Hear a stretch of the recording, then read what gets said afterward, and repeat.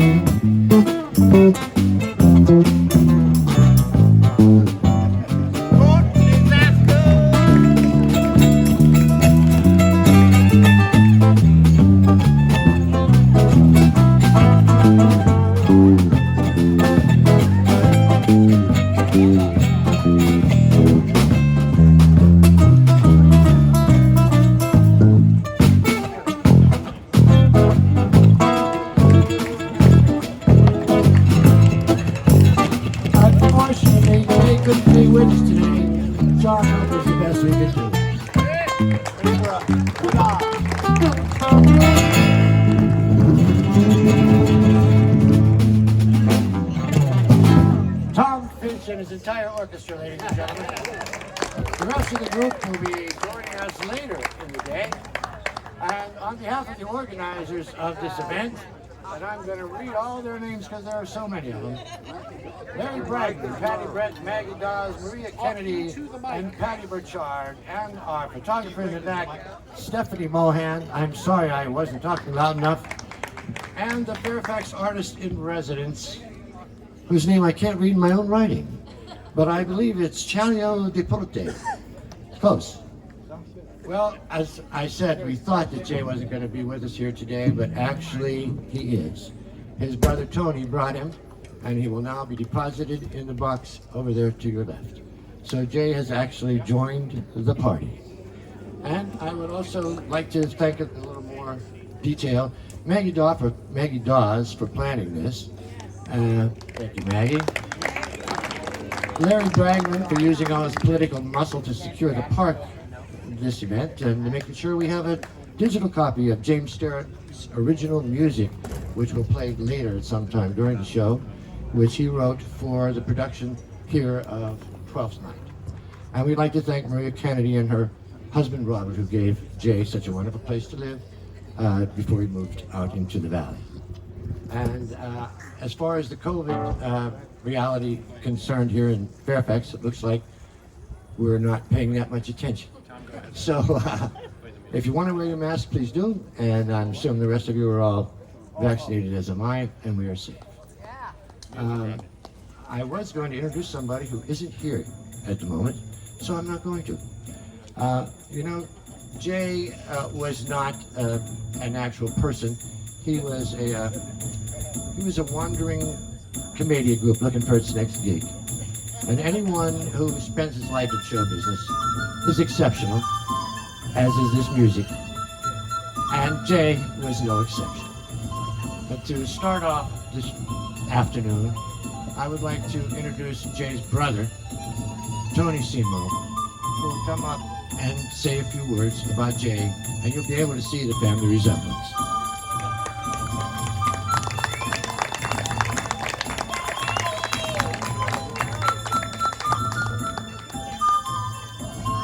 Thank you. Yeah, we got the same nose, as you can see. And the same full head of hair, the same svelte build. Actually, we don't share a lot of physical resemblances, but we hopefully, and I think we do, share a lot of the same sensibilities. Jay was sweet, I mean, you guys all know this. And we may be technically his family by blood, but I think all of you guys are his family as well. So I'd like to think of you guys as his family as much as we're his family. So, you know, and I think we probably all share a lot of the same traits and characteristics that Jay had. He was a warm, sweet, funny man. He had that sense of mischievousness that was just the right amount. It was humor without the dark side, or maybe just a little dark. I had a eulogy that I wrote for Jay, and I'll probably read that. And then I wanted to invite a couple of the kids up here to see if they wanted to say anything. You guys want to come up and hang out with me while I read the eulogy? This is my son Desmond, and this is my daughter Ursula, and they're just... I have the microphone. And they're just two of the many children that have been touched by Jay. I hope some of those children are here today in their adult form, outside of my sisters. And I remember hearing stories of baby Megan. I remember hearing stories of Piney, and recently I heard stories about Noah. And I know that's just a handful of the children that Jay, whose lives Jay touched, and I think it's really important. And Coraline as well.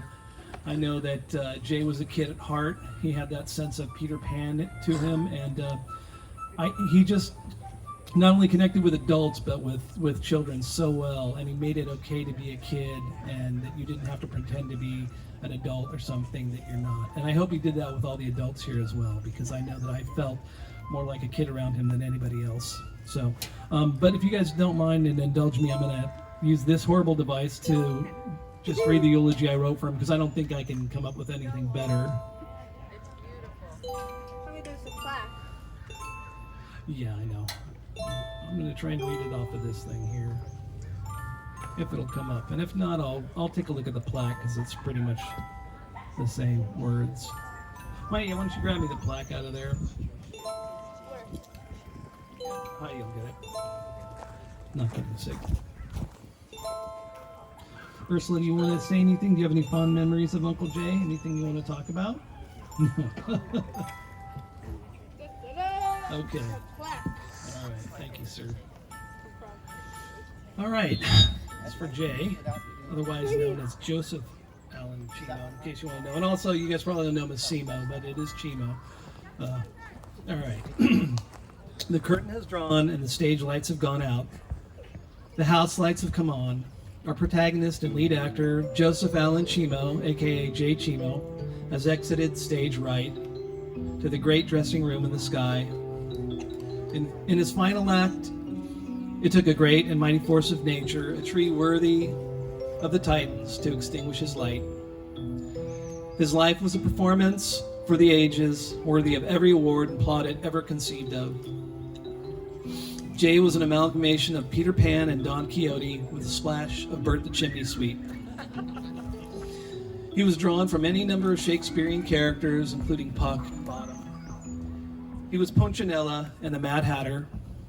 He channeled Zero Mostel, Federico Fellini, Emmett Kelly, Doug Henning, and Leonardo da Vinci. He was an actor, a director, writer, theater impresario, artist, teacher, student, magician, juggler, fire eater, puppet maker, cook, landscaper, handyman, cyclist, outdoorsman, and a lot more. He inspired the best in us in our creative pursuits and our desire for knowledge. Jay's flame will burn bright in the hearts of many, his family, his friends, his community, and all those who cross paths with him should rejoice in the fact that they were able to share the stage of life with him. Dear Jay, go on with love, bravado, and humor. We, your audience, will keep the applause going until they kick us out of this theater of being. Thank you.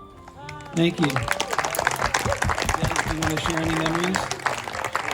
Well, first I'd like to make a point that I cannot juggle, so please don't judge. He was funny!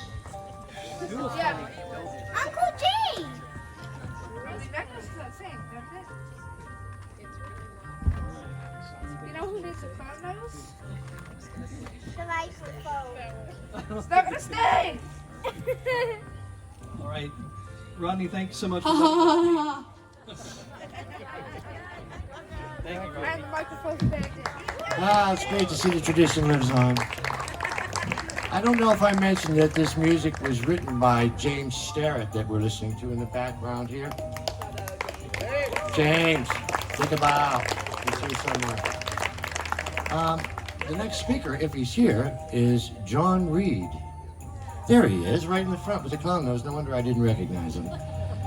He's a dear friend of Jay's, whose trailer Jay was sleeping in on the 19th. And he'll be coming up here right now to tell us about his favorite memories of Jay, I hope. I would have to go on way too long to my favorite memories of Jay. But, I know, so I wrote some of them down at 6 a.m. this morning, and I can't read my own writing either, but some semblance of organization. So yeah, over 25 years, I mean, that seems less compared to most people here. I've gotten to know somebody who truly nurtured the soul of Fairfax. He truly lived for the essence of that innocent kindness that's most apparent in kids, and that's kids that are of all ages. He brought that enthusiasm to adults too.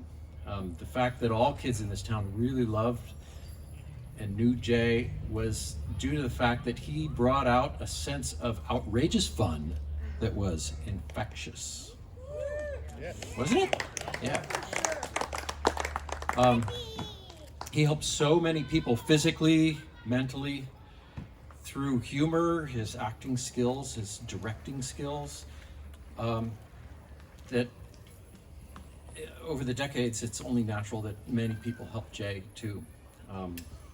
When Jay lost his excellent housing for a while due to COVID and all the knock-on effects that's affecting all of us, I was thrilled when he was overjoyed to find that I had this decrepit shell of a trailer in Lagunitas, and together we worked on it to kind of keep the rain out and insulate it a bit.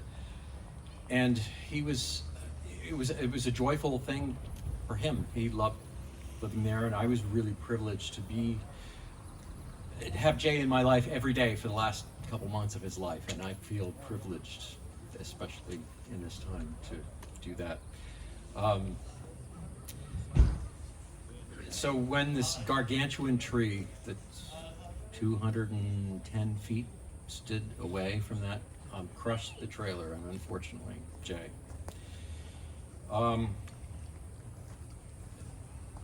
I was left with a memory of his ecstatic face. He was really hungry, and I cooked up some coconut cashew curry soup based on Trader Joe's stuff. So, you know, no, not too highfalutin.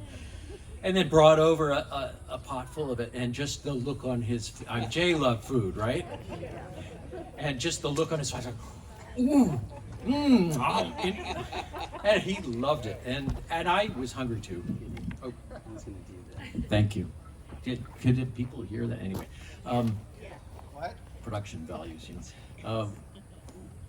Just that turned out to be Jay's last meal, which I was also very happy to share with him. And he will live on. There's all kinds of stuff written here. I don't know if I'm going to miss it or not. Some of it sounded poetic at the time, but he's touched so many of us and brought us appreciation of life's pleasures, and really the fact that we've got to pull together and live together and enjoy each other, enjoy life together, and really embrace that which pulls us together. I feel so thankful to have Jay in my life, as I'm sure everybody else here does. So that's, yeah, all this is not written in that speech, so I can put it back in the pocket. And thank you, everybody, and I couldn't do him justice. I'll just put on my climb nose and go back. Thank you. Thank you, John. Once again, I would like to make sure that I thank everybody who had something to do with this event, including Maggie Dawes, Maria Kennedy, Peter Burchard, Larry Bragman, and Stephanie Mohan. Patty. Patty? Patty. Patty. Okay, and Maria Kennedy. Now, I'm leaving out a lot of things here as I go on, and I'm skipping things, because I have 3 different pieces of paper, and these are the changes for today. So you're just going to have to go with where I go. And where we're staying is in the eulogy section, and this time it's Elliot Rosenfeld, who was one of the kids who grew up under Jay's madcap influence. 6 years ago, Jay cast Elliot as Lucentio in The Taming of the Shrew, in the Petaluma Shakespeare Company's inaugural performance. I did a beautiful job of designing and building that set, and my performance was the worst thing I've ever done in public. But now, here's somebody who was much better in that show, the lovely and talented Elliot Rosenfeld.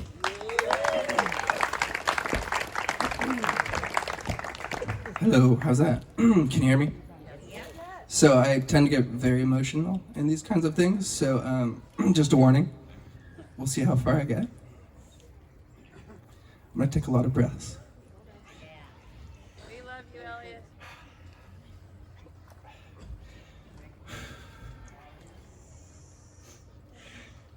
Sorry. It's all right. Okay, I'm gonna start here. So when the little one said Uncle Jay earlier today, like immediately was everything that Jay was to me. You know, his name is Jay Cimo, but he will always and forever be Uncle Jay. I'm sorry.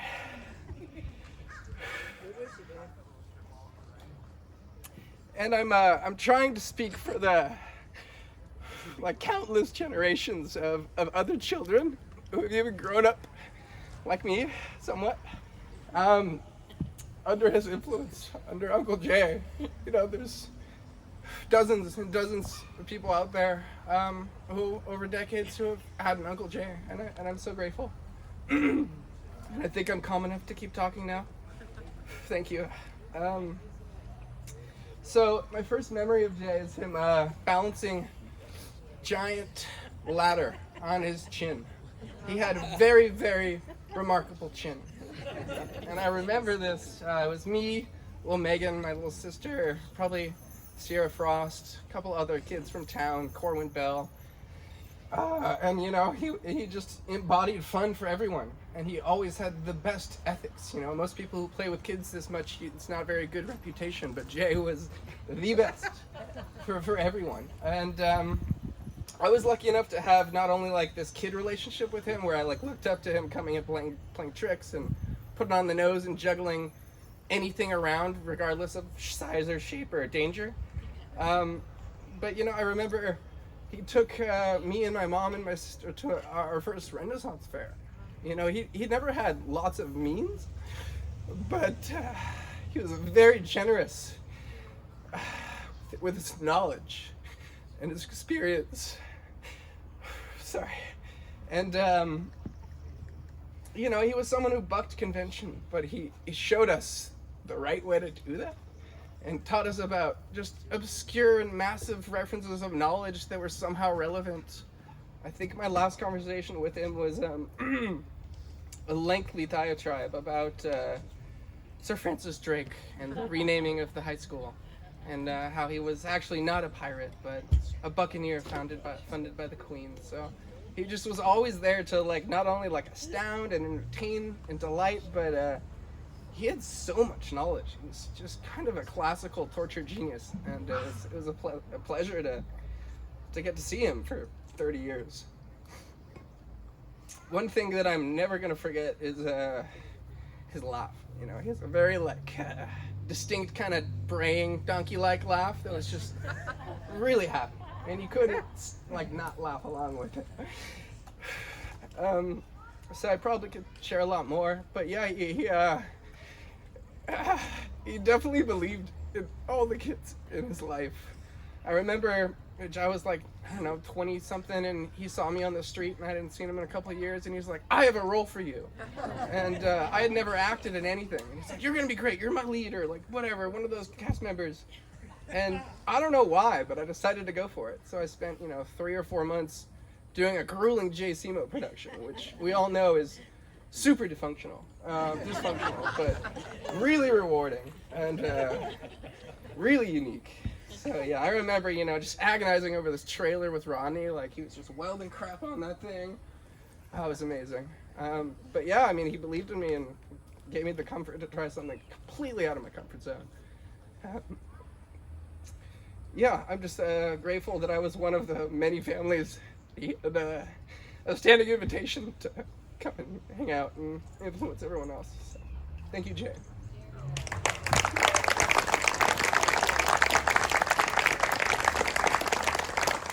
Thank you very much, Elliot. Is Mike Daly still in the crowd?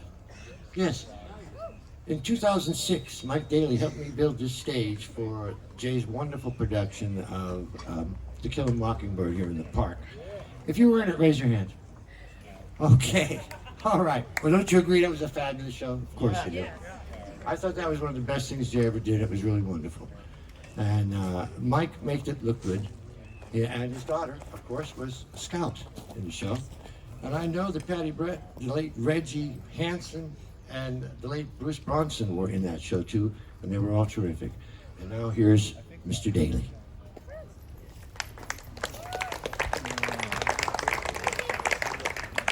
Thank you. Oh God, Jay.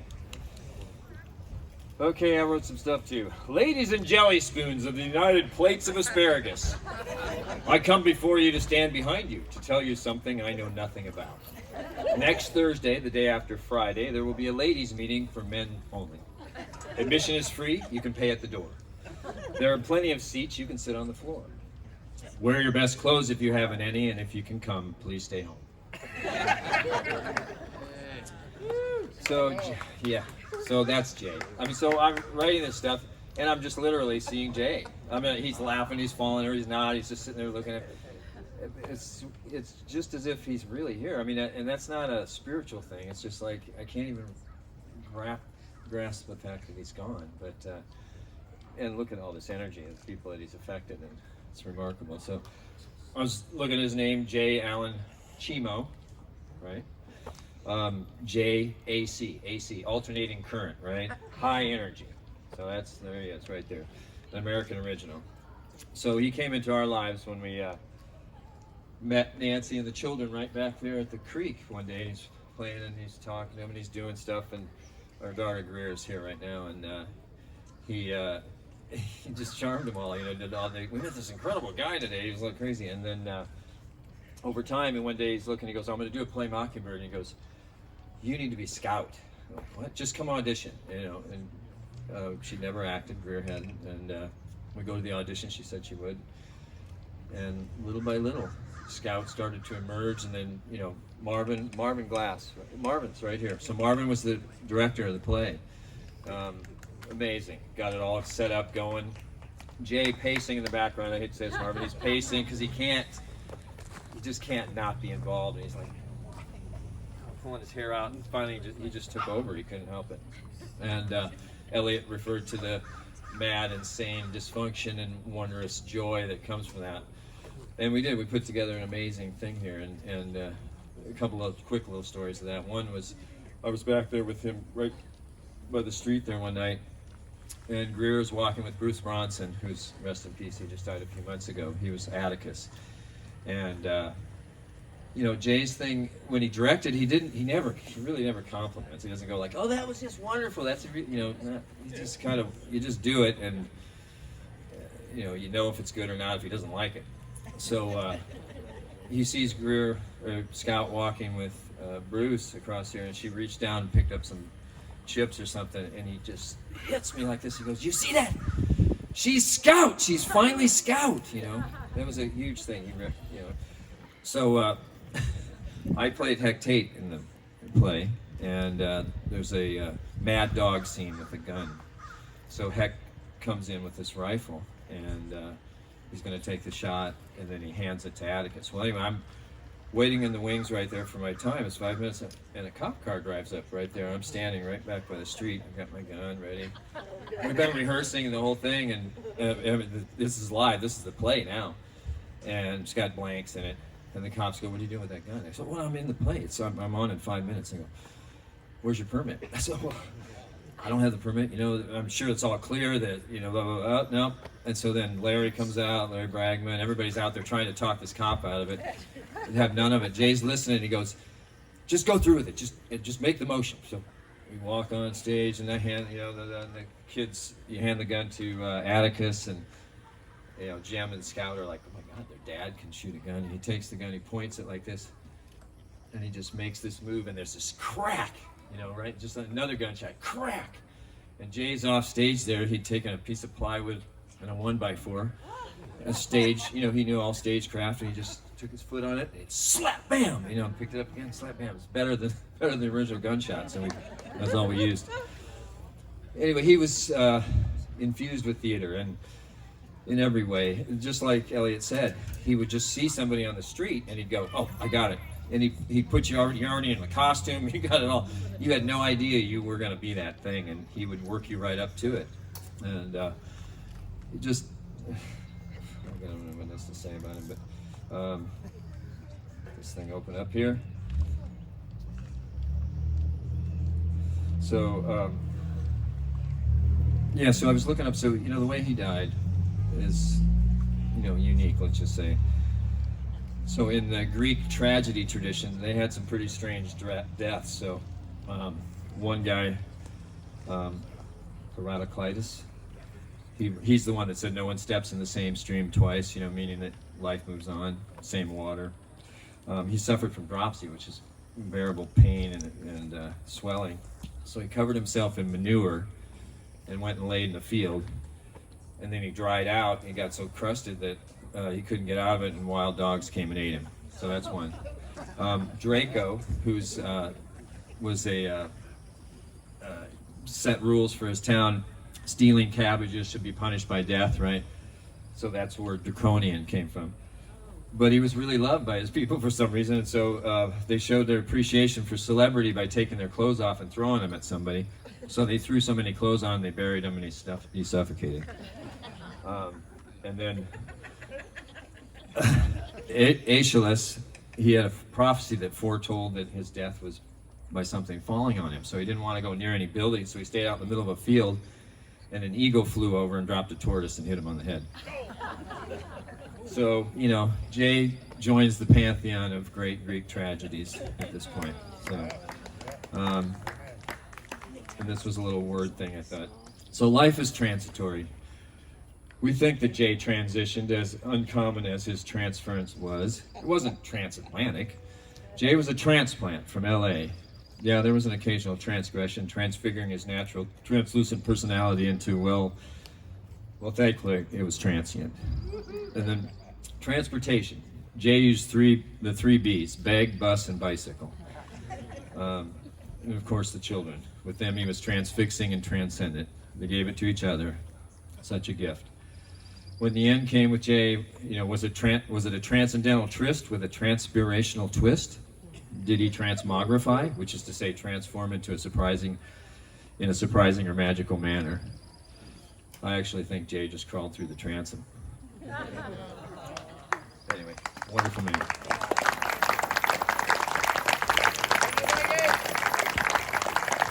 Thank you, Michael. I still have the 8mm blanks in case anybody wants to buy some 8mm blanks as a souvenir. Our next speaker is Angelina Frost, a fulcrum and PowerPoint in the life of Fairfax. Angelina?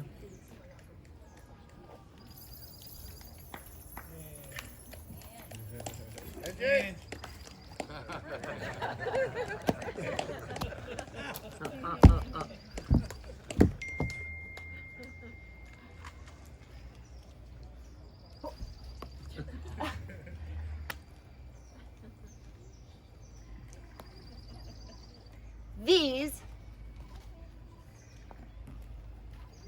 are Jay's balls. These are Jay's balls. These are Jay's balls. These are Jay's balls. Because the balls of steel that he had weren't enough. So he needed these magnetic, plastic, spiky, gold-colored balls as well. And even to this day, I'm sure that his sock and stinky foot residue is there in the little crevices. If you'd like to scrape some off after I'm finished, it's here for you. These balls were one of the reasons that I was on Jay's daily route back in the days of School Street when he was still spending a bunch of time over at Frogs, and I had a few studios over there, and we were on his daily. I didn't realize that Jay had a daily, but he did. And I'm guessing that many, if not all of you, were on his route. And when I first learned this, I was extremely jealous to know that Jay had other dailies. Douchebag. But I'm so grateful to have, in my lifetime, been on Jay's daily route multiple times over the many years that I've been here. When I first met him, he was Uncle Jay to my children, and when we lived just a few doors away from here, he would come by regularly and fix us food and read stories to my children back in the days of my early momminghood. And with all of our mommy friends, Patty and Mora and Isolt and Ling Xian and Denise, and there are many others, Heather, Donna, some of them are gone from us now too. Those moms and those kids were so unspeakably grateful for us to have an everyday Jay. What a gift, like what a gift to have that man in our lives. I always imagined, I still see it so clearly, that Jay was gonna be the dude that was like a 90-year-old dude riding his bicycle back and forth between here and Carson City, because that was gonna be his thing, right? And so it doesn't still, like even now as I'm standing here in front of you talking about how much we love our brother Jay, it doesn't really feel like real to me. It can't be possible. By the way, I want to say thanks to everybody who put this together, and Patty especially for the snot sponge. It's working for everybody else, right? It's working very well. So, what else can I say? You guys all knew him. We love him. He loves us. There isn't any end to the J. Thank goodness, because his bright light, so powerful and strong and beautiful and clear. One of the things I really appreciate about Jay is that he made it really he gave me permission to fully embrace my outrage and my indignance, and still about everything that there is to be outraged or indignant about, while at the same time also very much giving me access to being able to keep, a light about things, to not take it all so seriously. So I'm really grateful, I think, to him for that beyond everything, and for all of us, because I know every single one of you knows what I'm talking about. I learned so much from Jay every single time we spent time together, and I got the opportunity to do a lot of improv with him, which is why I decided to use a prop and, do it. I didn't write this speech either, so thanks. One final note, and I said this the first time we gathered about Jay, and I'm going to say it again. The last time I saw Jay, I was pissed at him because he was being a douchebag online. Well, this isn't the first time that I was pissed at him for being a douchebag online, but it was the first time that I saw him on the street not long after that, and I saw his face brighten up. This is post-pandemic. He's out in front of the good earth. I saw his face brighten up at seeing me, and I was cool with him. Fuck that, you guys. Just let it be a lesson to you, okay? You just never know when it's gonna be the last time that you see somebody who's had such a profound impact on your life. Just don't fuck around, okay? Love y'all. Thank you.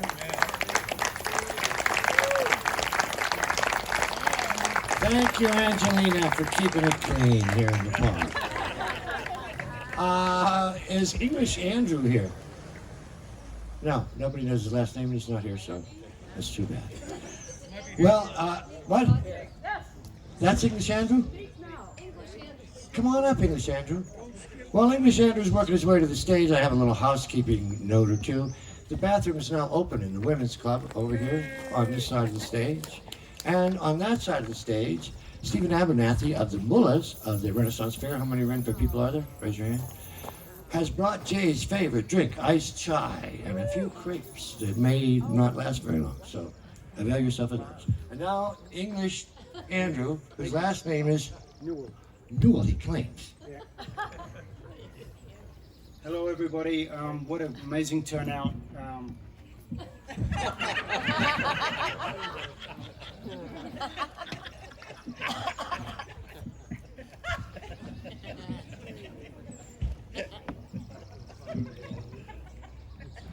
Oh, you're British? No. Australian? Other side of the street then. Okay.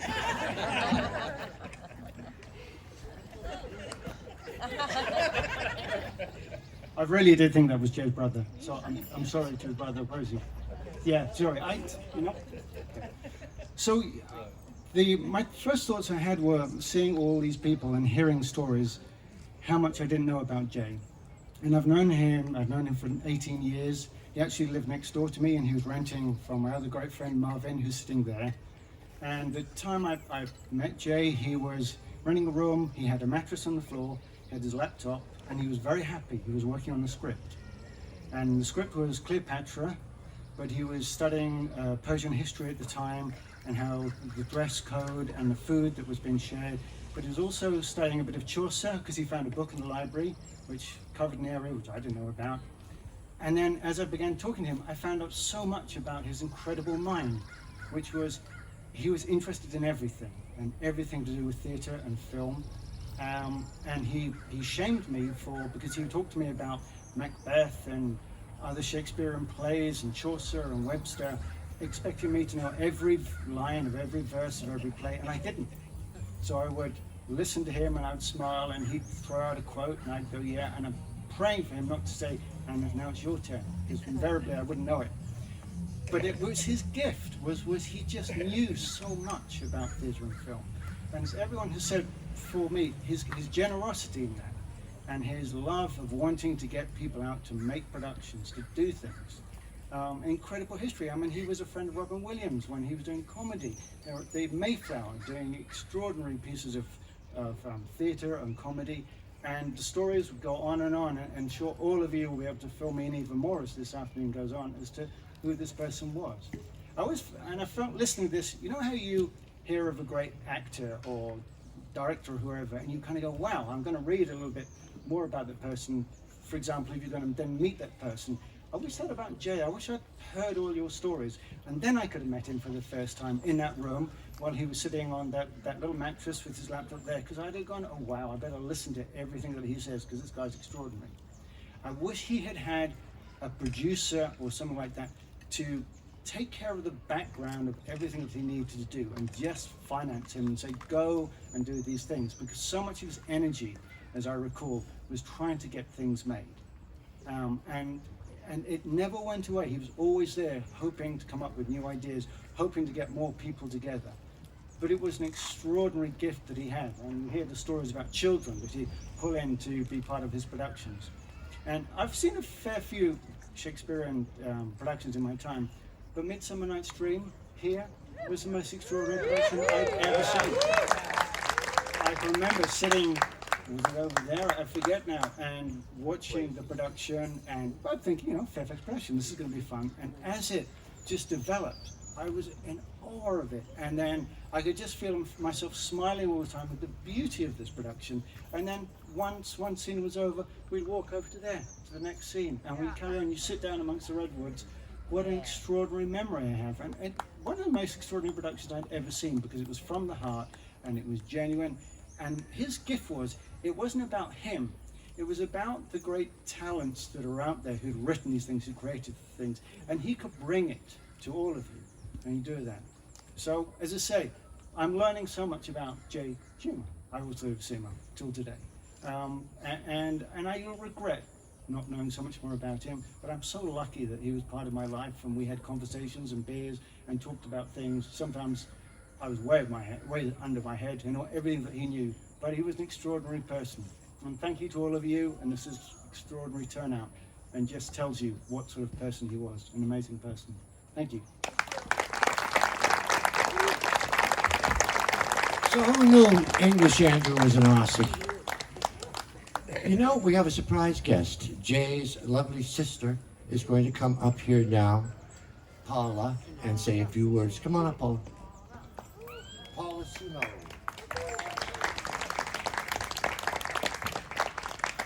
I didn't really know if I wanted to say anything today because I haven't really processed all of this. But something that English Andy said, it kind of struck a chord with me, was that Jay was really good at starting a project and maybe not always finishing that project. But I think that we all can accept and love him for those things. And I want to say also thank you to you for keeping it real. Because My job, ma'am. that's a big thing right there, is not letting things bog you down and get in front of your relationship, because you don't know when you're going to see that person again. When I was little, Jay used to read Shakespeare to me all the time. I used to say that I was spoon-fed Shakespeare from the age of at least 9. And when I was, I don't know how old I was, but I was very young, and Zeffirelli's Romeo and Juliet came out. And there was a theater near where we lived called the Calabasas Theater. And I just remember Jay was this huge figure, and there was Romeo and Juliet in front of us. And they had just woken up in the morning after their first night of lovemaking. They had just been married, and the cock was crowing, and it was very sweet and lovely, and come back to bed, and then my hand went over my face. Now, I had no clue why my hand was over my face, but then my brother Jay was like, oh my God, don't tell Mom and Dad. Now, I didn't realize until I was about 13 years old and started renting that movie religiously every time I needed a good cry, that there was about 3 seconds of young Olivia Hussey's breast flashing across the screen. And I just think that is just the funniest thing, that there was this panic in his voice, and I had no clue what was going on at all in that scene. But going on the Shakespeare piece is that I'm dyslexic, and I had a really hard time with reading fluency, but my brother Jay had made me so comfortable with Shakespeare at a very early age that the first time I ever auditioned for something in Shakespeare, I walked on stage and could hear the director say, "Oh my God, finally," because nobody else was delivering those lines like they needed to, with the passion and the heart and the feeling. And I just think that's the hugest gift for me, is that Jay can look at a young person and see past any limitation. Like, there was no limits to Jay. He would just say, "You are." And I think that's why he connects a lot with children, is because he never let anything get in his way and never let himself be limited. He tried to push through all of those limitations and grasp for the art and the beauty that could be found everywhere around him. And I really want to thank all of you, all of his other families, for being here and honoring him, because he was a genius and he wasn't such a beautiful soul. And I'm so blessed to know that so many of you have reached out to us over Facebook or online, and that he had such a loving other family as well. So thank you.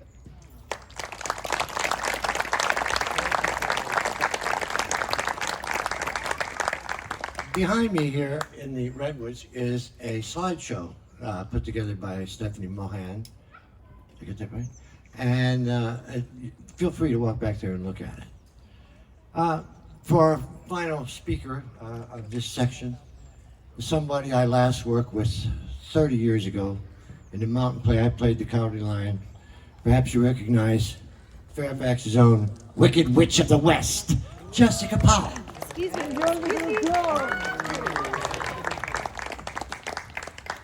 How can I read this? I am actually supposed to deliver a message from Buzz Halsing, whom I also met in a mountain play, but not that one. Microphone? Okay. He moved to LA, Southern California sometime, and he would have been here, but he had plans for this weekend, but he wanted to stay. And I think we all feel like this. I still can't wrap my head around Jay's passing. It's a very sadly surreal thing. I sure would like to celebrate Jay Day with all y'all.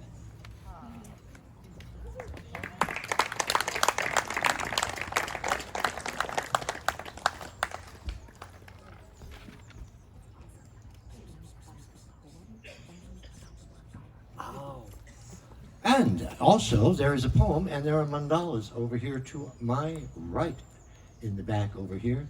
Once again, from Angelina Frost and Charlotte Fuller. Charlotte Fuller. Charlotte. Well, I call her Starlet because, you know, I've seen her movies. All right. Charlotte Bartlett. Okay. And now we're going to see something that Jay actually cast. A show that Jay cast that unfortunately never took place because of the pandemic. And it is Merry Wives of Windsor, and it features Carrie Fisher Coppola and Soraya Keating. So here we are with the Merry Wives of Windsor.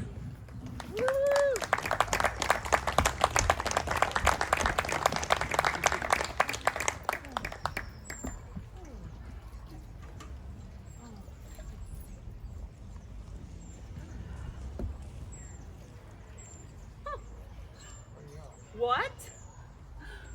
Have I escaped love letters in the holiday time of my beauty? And am I now subject to them? Let me see. Ask me no reason why I love you, for though love you's reason for his precision, he admits him not for his counselor. You are not young, no more am I. Go to then, there's sympathy. You are merry, so am I. Ha! Then there's more sympathy? You love sack, and so do I. Would you desire better sympathy? Let it suffice the mistress page. At the least, if the love of a soldier can suffice, that I love thee. I will not say pity me. 'Tis not a soldier-like phrase, but I say, love me by me. Thine own true knight, by day or night. Oh, John Falstaff! Oh, wicked, wicked world! Oh, what an unweighed behavior hath this Flemish drunkard kicked out of my conversation, that he dare in this manner assay me? He has not been thrice in my company.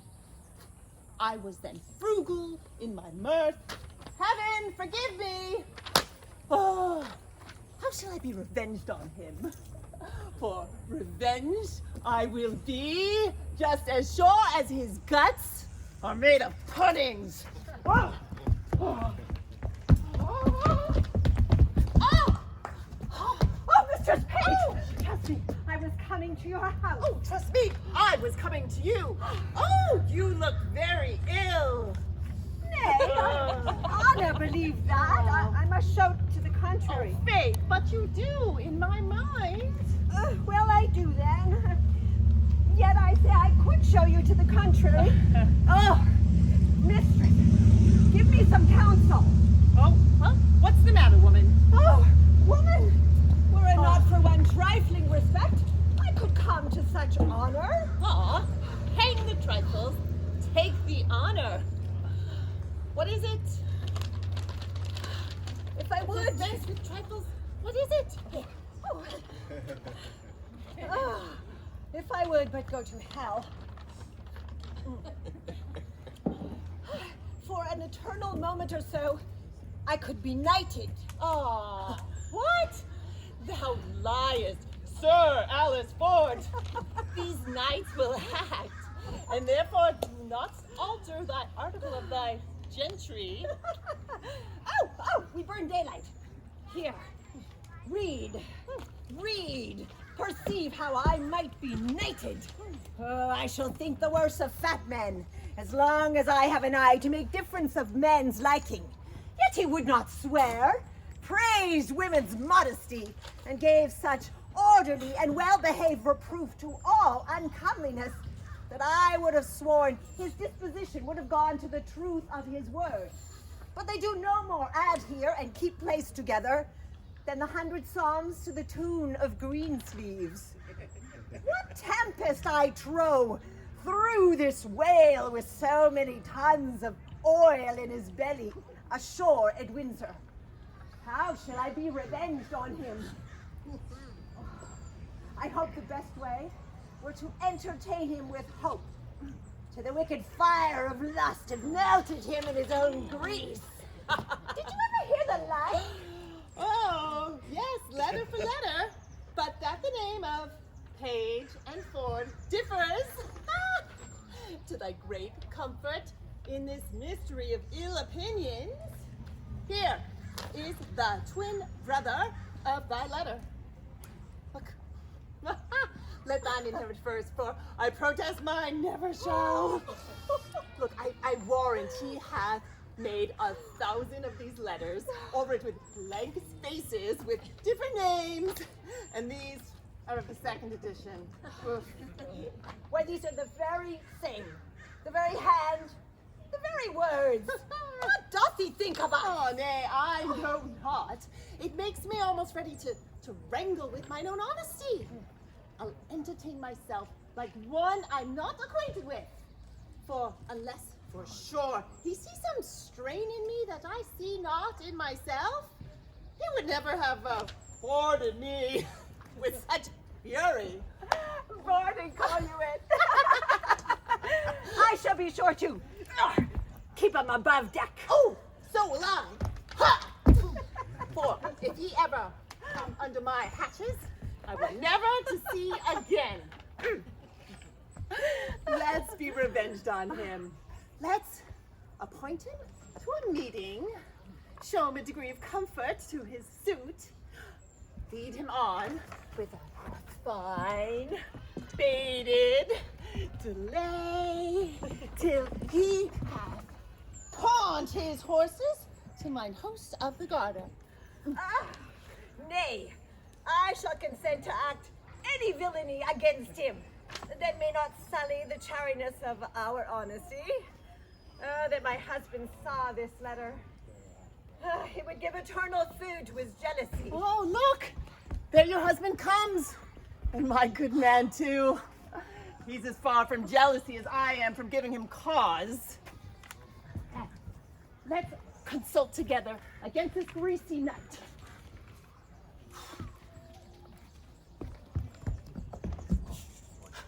Come hither!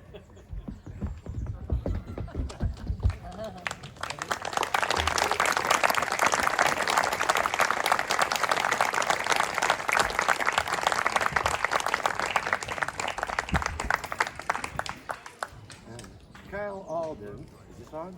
Kyle Alden will now perform The Parting Glass, a Scottish song sung much, not such among. Sung much in Ireland as Dixie cups of hibiscus cups are within your hands, I hope. Prepare for a toast at the end of this song. Kyle. Oh, thanks. Are you going to plug in? Yeah, it'll just take a minute. Oh, okay. Here, use this one here. So I can plug in this one. Go ahead. Yeah. For talking? No, that's for you. You want to talk? This is for me to talk? Yeah. I'm done talking. I've talked Okay, enough. we're good. I'm going to suggest if you haven't picked up one of these yet or have seen the slideshow playing around the corner here, it is playing continuously. Please enjoy. Thank you, Jeffrey Wiseman, who will also be sharing the MC duties later in the show. This gives me an opportunity to tell you about how Jay's come to visit me for the last 15 years in West Sonoma County. And every time he leaves, I have surprising things. Surprising things. Just like I was surprised there. So here is Kyle. Are you ready, Kyle? I think so. Is that enough? That's plenty, yeah. That's plenty. So I'm going to be using this one? You can use this one. This Yep. one? There you All go. right, perfect. Right in the shade. All right.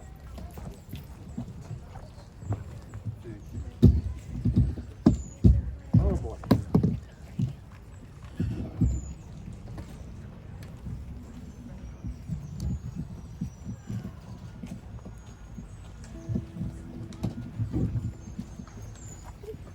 Okay.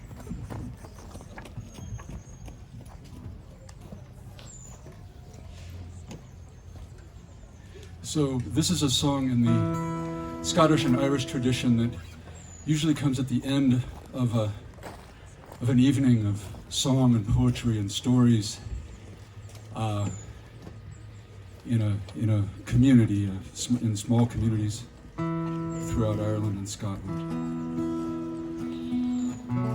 And I want to thank Maria Kennedy for inviting me to sing today and for helping to put all the festivities together.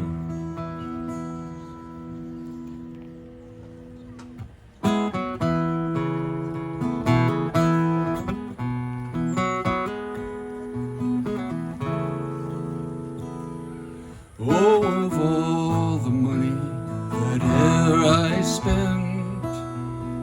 I spent it in good company, and of all the harm that e'er I've done, alas, it was no one but me. For all I've done for want of wit, to memory now I can't recall.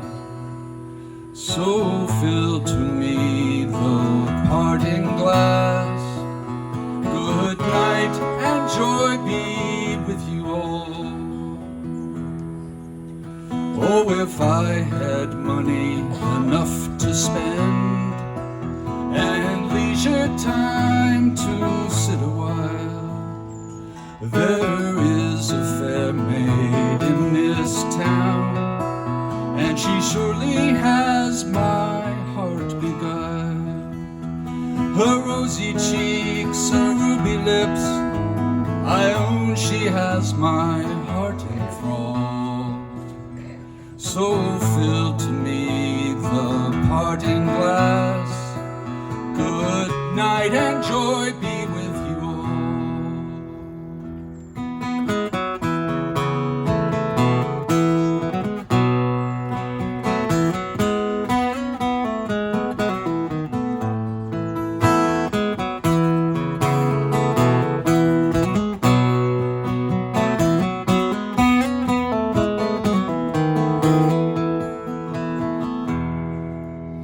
Oh, of all the comrades that e'er I had, they are sorry for my going away. And of all the sweethearts that e'er I've had, they would wish me one more day to stay. But since it falls unto my lot that I should rise and you should not, I'll gently rise and softly call. Good night and joy be with you all. Good night and joy be with you all.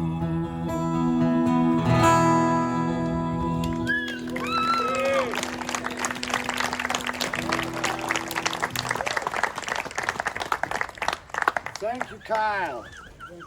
Before I make my last introduction, this is my time to talk about my relationship with Jay. I met Jay 41 years ago when he auditioned to play Fagin in Oliver. Yes, he was very good. And I had a real Cockney English actor who was the right age. And I picked Jay, the little skinny Italian kid, instead. And he was terrific. I think I directed Jay 10 times. He directed me 6 times. I built 4 or 5 sets for him. He saved me running the lights in Socrates the musical. He saved me by being in Dorian Gray the musical. I hope none of you saw any of those.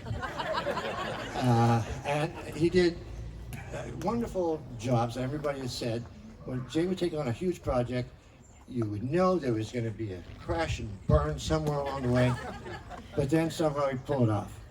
And one of the ones that really impressed me was Mad Woman of Shiloh, which we did in Santa Fe. If you were in that show, raise your hand. There was a bunch of people that were in that. The late Reggie was in it, the beautiful Silka, and Tony Cotudio, Larry Bragman, Peter Burchard, I think, was in that. A lot of people. But he was really wonderful at putting people in the exact right part. Maybe they couldn't play anything else, but they could certainly play whatever it was he put them in for that show. So I had a wonderful relationship with Jay, and over the many years. There was always ups and downs, but the ups were worth it. And now it's time to introduce Larry Bragman, who was a great help in the production of To Kill a Mockingbird here. John Daly and I built it in his backyard. And almost on a daily basis, Larry would come out and say, how's it going? You done yet? How long is it going to take? When will it come to an end? Ladies and gentlemen, a man with a heart of gold, Larry Bragman.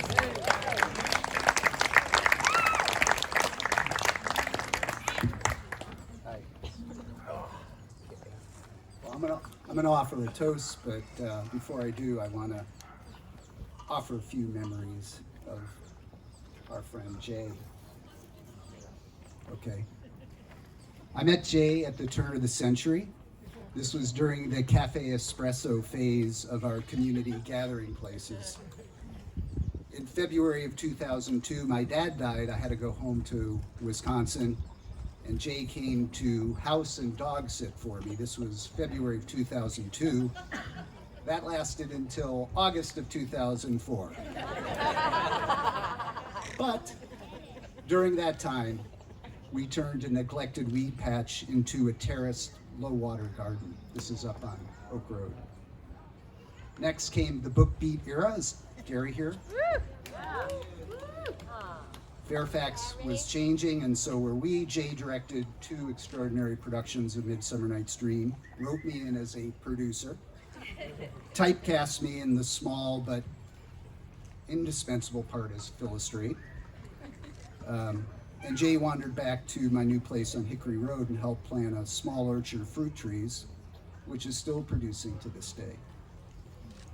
As Fairfax rents rose, our supply of local artists shrank, and we lost Jay to Sonoma for a number of years. He brought Shakespeare to the Petaluma River and hobnobbed with retired scientists in our sister city of Sebastopol.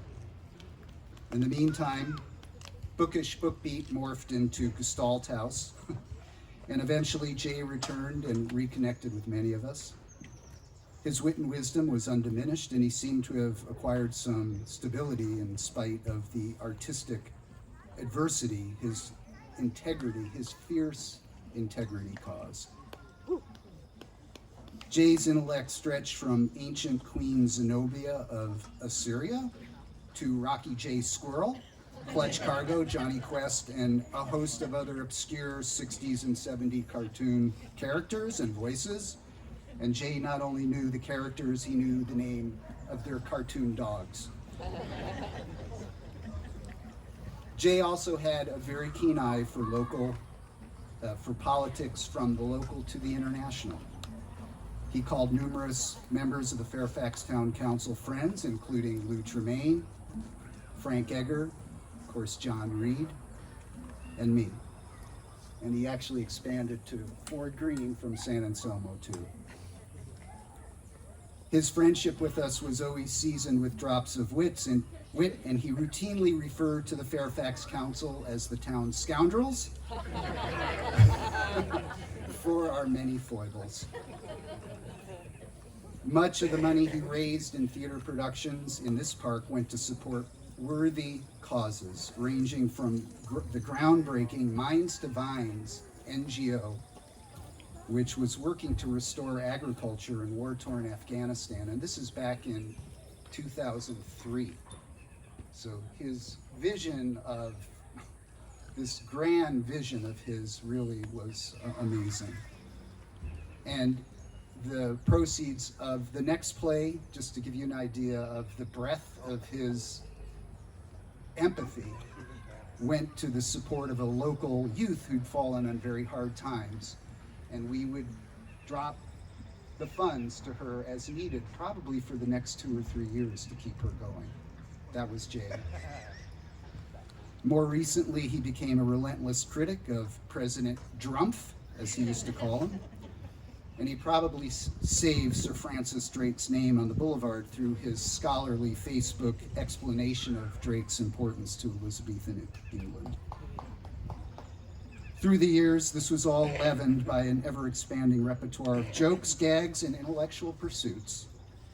In other words, he was a great guy to sit around and shoot the shit with. And honestly, I do expect him to come sauntering through our gate, calming the dogs, and flashing that crooked smile, and I hope I always do. So, let's raise our glasses to remember the sharp wit and pure heart of Joseph Allen Cimo, who studied ancient texts to distill wisdom and truths from drops of evaporated history, a trustworthy jester who would and could charm mothers and children without being creepy or crass, a soldier for truth who carried a lance of piercing wit, and an artist in the purest sense who gave back more than he took and left behind beauty and laughter in his wake. Salute. And thank you all for being here.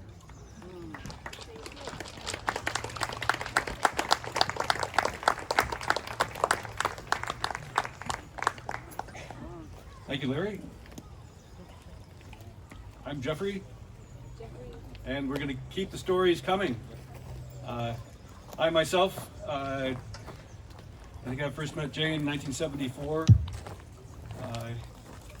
We were thin adolescents and didn't know how we were going to make money doing Renaissance fairs, so we became chair bearers, thin little guys carrying very sometimes heavy ladies-in-waiting to the Queen for 8 food tickets a day.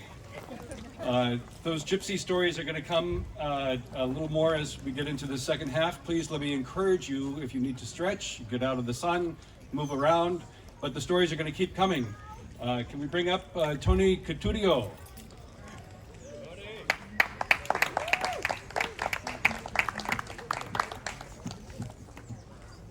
Are you gonna bring me up from a baby? Who do I look like, Jay? Kind of. He was kind of like an older brother. I don't think I can, because of my disability, get up there. Let me bring it to you. We have a ramp over here. Hi. When Jay came to Fairfax, I was his first friend. Patrick's Cafe, smokiest cafe in the world. Jay hated cigarettes. He found the right place. He came up to me, polished, beautiful, jet black hair, oiled back, carried a comb, used it every 5 minutes. He had a red shirt, 3/4 length sleeves with 2 white buttons, black slacks, brand new clothes from Goodwill. He put his foot up on a chair and he talked to me like that. And he introduced himself. And we bonded pretty good. We were both insane artists, so that was a good link for us. And there was a homeless guy in Patrick's, a thug, the town bully in its time. This is the mid-'80s. And him and Jay would argue about homelessness. 2 homeless people arguing about being homeless. And Jay was a hand up and this guy was a hand out. So they didn't see eye to eye. And this guy, Jay, I knew this thug. He was a true bully. He would talk people into giving him money for coffee. He was a scoundrel. And I don't want to say it. I don't want to say it. So they going at it pretty hard. And I see it from a distance. And I don't know Jay, but I knew that he's not a fighter. He's a lover. He's a sweet person. And he was speaking politically correct. And this other guy was just pushing his buttons as hard as he could. But Jay made him feel like a brainless little pea in about 2 seconds. So he got this guy upset. Jay was saying stuff that I would have grabbed a hammer and hit Jay. And I said, okay, so this guy stands up, pulls a knife out of his pocket, sticks it in Jay's stomach. I'm sitting next to him. I said, this guy's a bully. He's full of crap. So I grabbed a big alabaster ashtray. And I pushed Jay out of the way and I got in between. And I said, I'm faster than you. I can crush your head before you can stab me. I looked him in the eye and I said that. He put his knife away, he left, never saw him again. He was arrested a few days later for siphoning gas out of the children's center vans. Real classy guy. So when he left, that look Jay gives you when he's totally surprised. Oh, you were great! You saved my life! I said, no, Jay, I didn't save your life. I gave you a lesson in bullyhood. So Jay and I, we bonded. He followed me around for the next 3 days, scared to death of this guy. So that was my beginning with Jay. About another 3 days later, they get word that the Buck Center for the Aging wants the daycare center. It was just a ploy, see what how the town would react. But they really went after the Marintown Country Club, hard. And when Jay got wind of that, he went and got a real hardcore homeless advocate. And then he hooked up, when Bill Garvey, Barefoot Bill, I don't know if you know him, he died within weeks of Jay. He's a beautiful man. He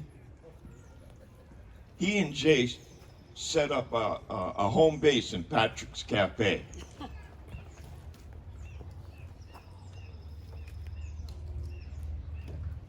They shipped 20 homeless people to Fairfax. They got the name of the they were having these secret meetings to get big financial donations for their project. And Bill Garvey, he really got into, he did not want Marin Country Club to be an agent center. So he and Jay, they formed a bond. And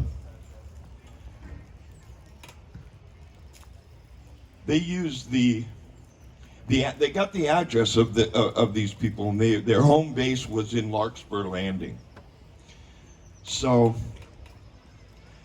Jay gathered the town, as many trucks as he could, shipped homeless people from all over the area. Anyone he wanted could promise some coffee, donuts, soup, sleeping bag.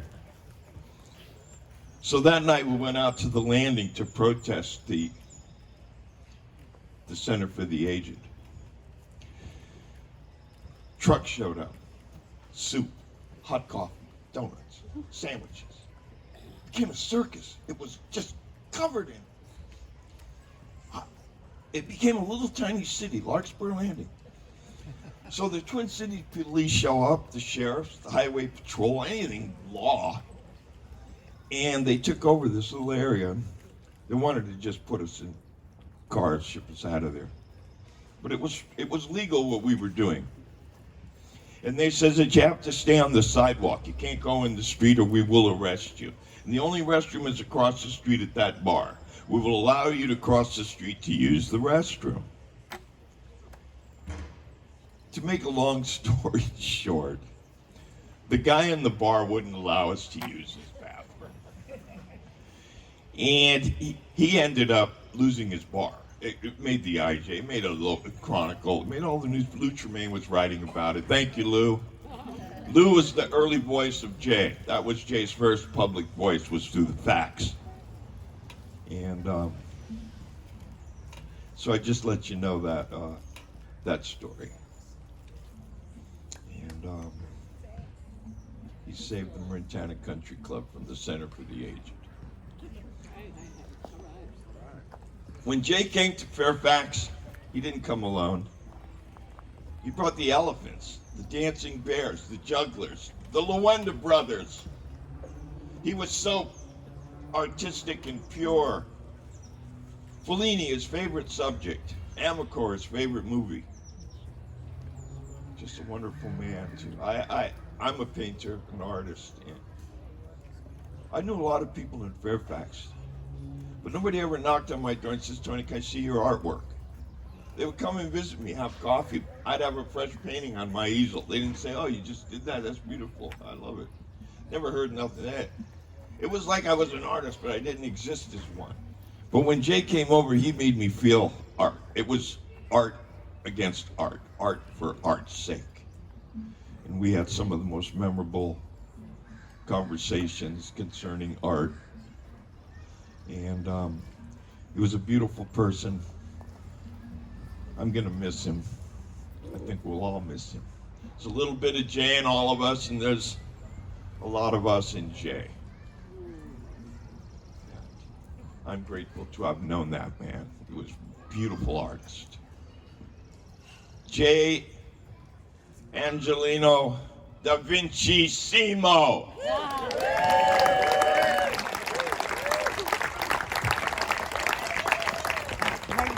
Marcello. Hey. Grazie. Oh my God. Have a Hey. cup. Is that my eye or my tooth? I'm going to talk into this one. No, I can't. Yeah. No, I'm going to talk into this one. Now I'm going to talk into... No. Which one works? Does this one work now? Hello? It's not working. Yes, it is. Jay. You have something to say to Jay? Come. Madonna. Madonna. Don't talk. Okay.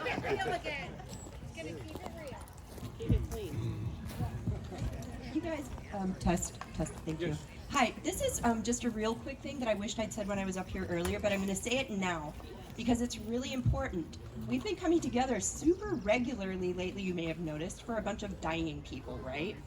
And when we get together for these dying people to celebrate them, what we do is we talk about how much we love them. However, there is year after year, for any of us that are present here, you know what I'm talking about, where we celebrate our birth, right? And we get together and we drink and we eat and we open presents. But do we really actually celebrate the person who we're celebrating? Why do we wait until something like this before we let somebody know how much we love them? So I hope that anybody that's hearing this message goes forward from this, considering like the value of the birthday versus the memorial. And maybe there's a way for us to flip it. I don't know, but just that's it. This is like in honor of Jay. I know that he's here. I know that he's hearing us. And like, how different would Jay's experience of his life be if every year we got together and celebrated actually him, like we're celebrating him right now? That's it. Love y'all. I love you, Ange. The seed has been planted. Right on. The gauntlet has been thrown.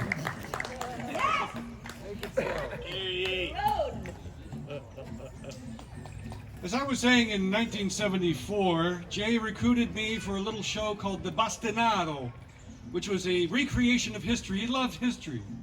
And a madman named Kitty Milliken gathered quite a few street peasants and fools and recruited us to do a foot-slapping ceremony in a parade that led to the Mountebank stage, where we took over Sunday services at the church and had a feast of fools, which actually is historically pretty correct.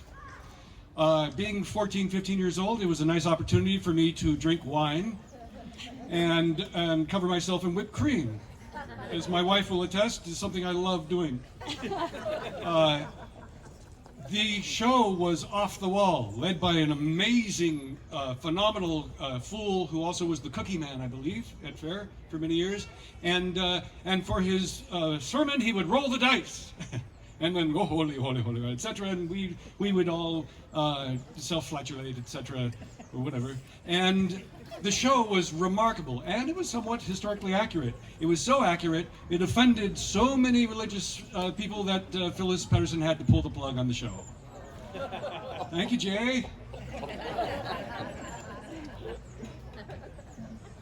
Jay, took me under wing, even though he was only 2 years older than me. He was like, let me show you the way, gypsy boy. and when living on the fair site after, running away to the circus, he'd show me where we could get fresh eggs under the chickens and how to, get hired by Steak on a Steak to skewer steaks and cheese pies makings to make some living, to make some food. He's been mentoring since he was a kid. He's been mentoring kids. What's that all about? One of the students that I've had the pleasure of having in a class of mine years ago, to my surprise, just a few years ago, started working with Jay, and he's now an award-winning film director. And he's here. Miles, you want to come up and say a few words? Miles Levin. You want the tall bun, or do you want the short bun? I'm comfortable to hug. I am. Give me that. Give me that. One of my first interactions with Jay was Jeffrey came up and he was telling me how much he I know Jeffrey Wiseman. Oh, I love Jeffrey Wiseman. And one of my favorite things about Jay was, I don't think I probably ever heard him say the phrase like, oh, it's okay,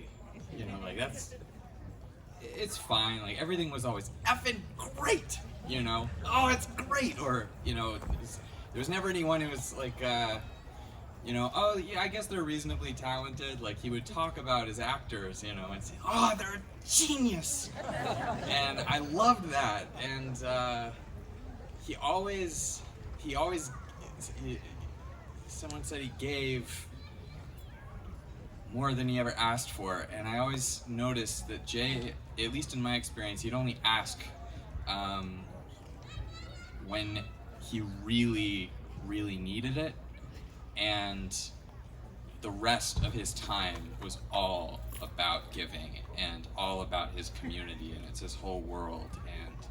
And we made short films together, and he would give up all of his time to make this happen. And he would travel enormous distances on his bike, skipping meals, you know, just to be a part of something that he thought was important. And that's beautiful. That's so rare. That doesn't happen so much. Most people, I think, things at least have to be 50-50 for it to be worthwhile. But Jay was all in. And so someone I've never met English Andy, but English Andy said he was friends with Robin Williams. I want to hear that story. Because the story that came up all the time when I was talking to Jay was that he detested Robin Williams. That he couldn't stand the guy.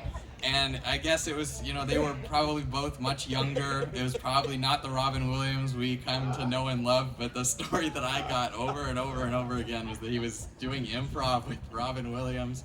And he and his improv partner would be setting up the joke, and, you know, really milking it, like really getting it to the point where the audience was going to lose it. And Robin Williams would come from off stage and walk in front of them and throw out his arms and give the punchline. And Jay said, I hate the guy. Like, he ruined my improv experience. And he get all the credit. And And I loved that because, you know, I don't know that Jay really hated anyone. Maybe, you know, President 45. But beyond that, you know, he just loved people. And I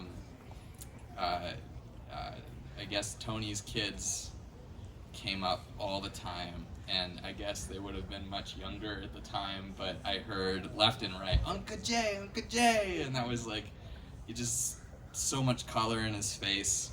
I remember, like, I guess there's a million coffee shops that he just, like, kept open. And I remember one of them meeting at the coffee shop, and he, you know, he'd know everything on the menu and stuff, and he'd look me in the eyes and be like, that waitress? She has a huge crush on me. And I just loved that. I loved that so much. And yeah, you know, he was a part of my life, I guess, for a very short time. And we met at the junior college, the SRJC, and took classes together. And he was always giving me books and reciting Shakespeare on command, you know, a whole verse and stuff.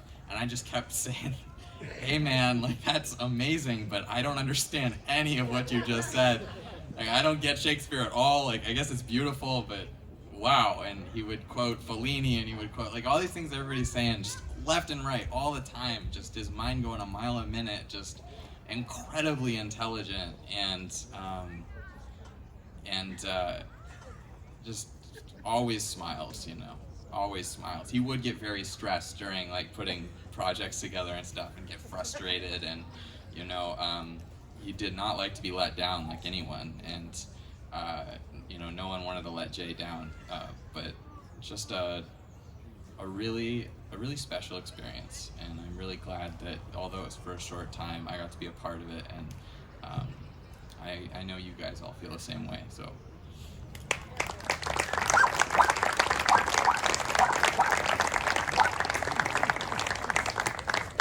There was a period there in the mid-'70s, Jay wanted to be an actor on television and film. Anyone remember his appearances? Okay, you missed it.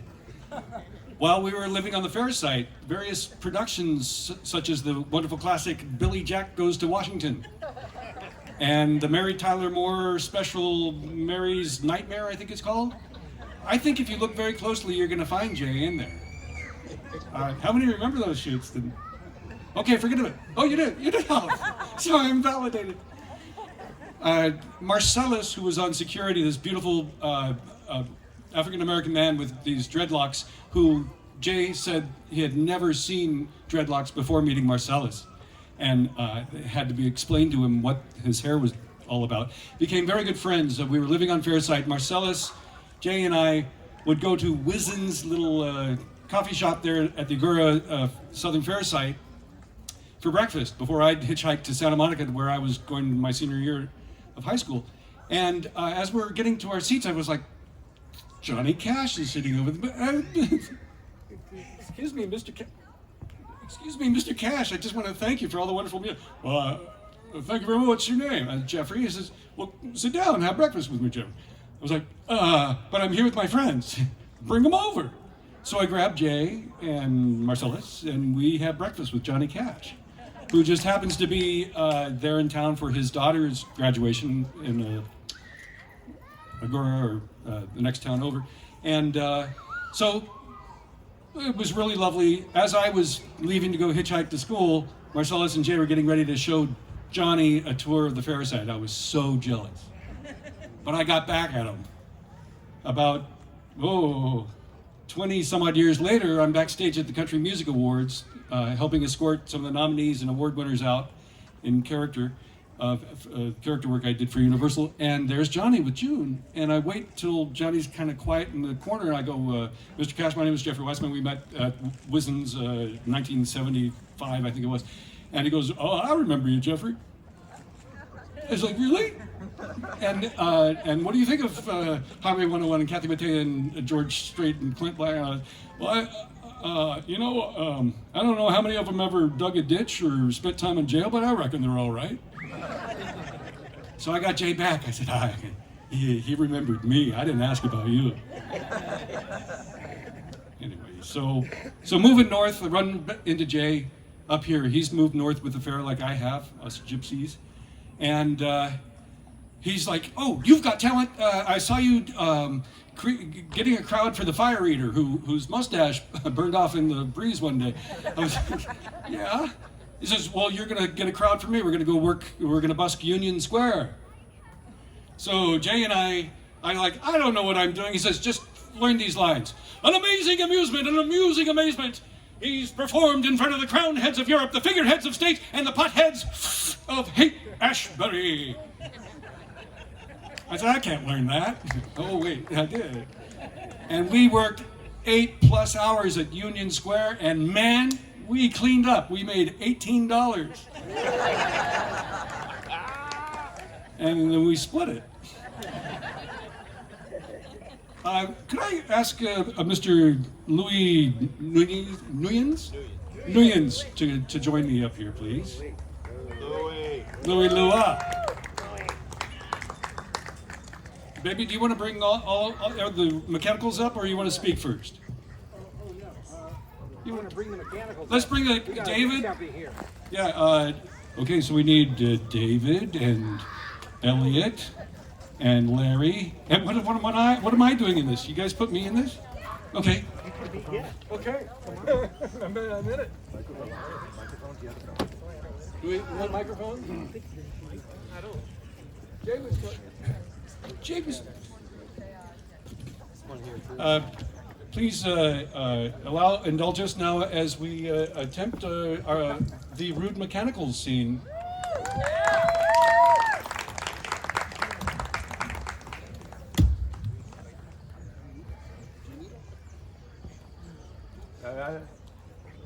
Larry, go. Could you lower that one?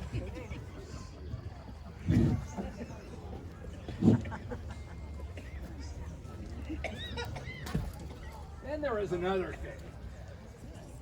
You must bring a wall into the great chamber, where Pyramus and Thisbe, says the story, did speak through a chink in a wall. You can never bring in a wall! What say you, Bottom? Well, some man or other must present wall. And let him have some plaster or some loam or some rough cast about him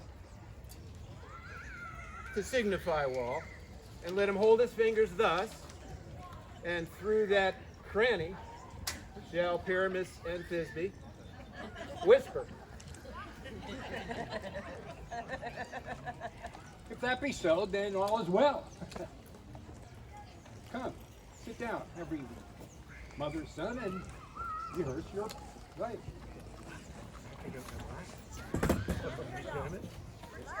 Louder, louder.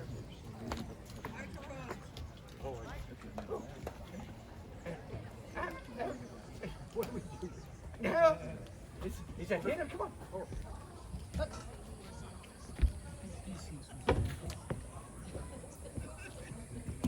mass, my love? I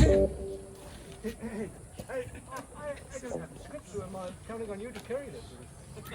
Oh, thank you. Oh, yes, that's Larry. Oh, that's Larry. Is that my line? Yes, What are you doing sitting this out? Come on. What abridgment have you for this evening? What mass? What music? How shall we beguile this lazy time, if not with some delight? Straight? He's coming. A play there is, my lord. Some 10 words long, which is as brief as I have known a play. But by 10 words, my lord, it is too long, which makes it tedious for in all the plays. Not one word apt, not one player fitted, and tragical, my noble lord, it is. For Pyramus therein doth kill himself, which when I saw rehearsed, I must confess, made mine eyes water. But the more merry tears the passion loud laughter never shed. What are they that do play it? Hard-handed men that work in Fairfax here, and never labored in their minds till now. Now toiled like an unbreathed memory against your nuptial. And we shall hear it. No, my noble lord, I have heard it. It is nothing in this world, unless you can take sport in their intents extremely stretched and conned with cruel pain to do you service. I shall hear that play. Go bring them in and take your places, ladies.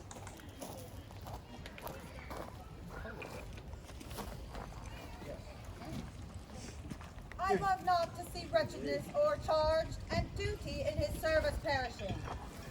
Why, gentle sweet, you shall see no such thing. He says they can do nothing in this kind. If we offend, it is with our good will. That you should think we come not to offend, but with goodwill. To show our simple skill, that is the beginning of our end. Consider then, we come but in despite. We do not come as minding to content you, our true intent is. All for your delight, we are not here. That you should repent you here, the actors are at hand. And you shall see by their show, you shall know all that you are like to know.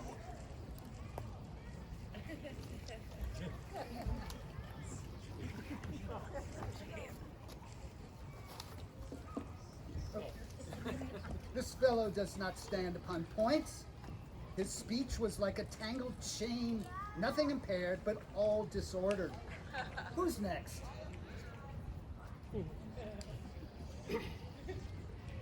In this same interlude, it doth befall that I, one Snout by name, present a wall. And such a wall that I would have you think had in it a crannied hole, a chink, through which the lovers, Pyramus and Thisbe, did whisper, often very secretly. This loam, this rough cast, and this stone doth show that I am that same wall. The truth is so, and here the cranny is, right and sinister, through which the fearful lovers are to whisper. And would you desire lime and hair to speak better? Thank you.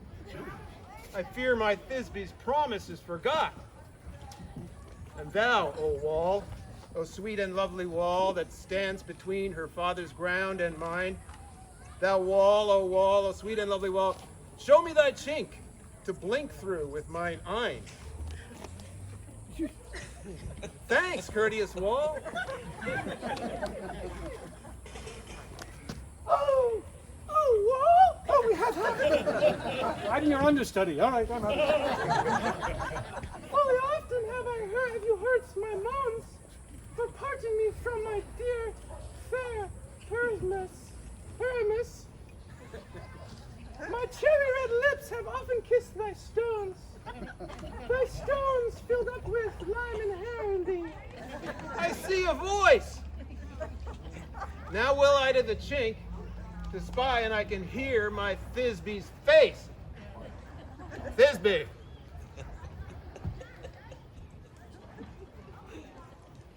My love, thou art!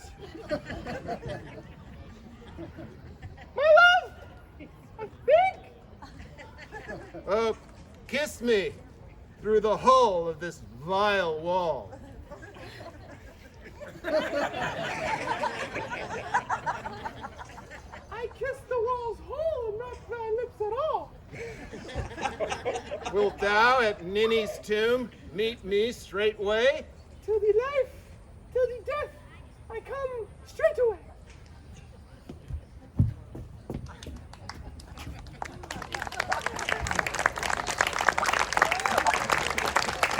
Thus have I, wall, my part discharged so, and being done thus, wall, away, doth go.